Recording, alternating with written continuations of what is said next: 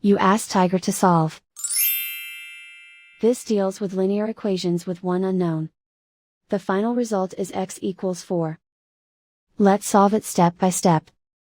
Group all x terms on the left side of the equation. Add x to both sides. Group like terms. Simplify the arithmetic. Group like terms. Simplify the arithmetic. Group all constants on the right side of the equation. Add 3 to both sides. Simplify the arithmetic.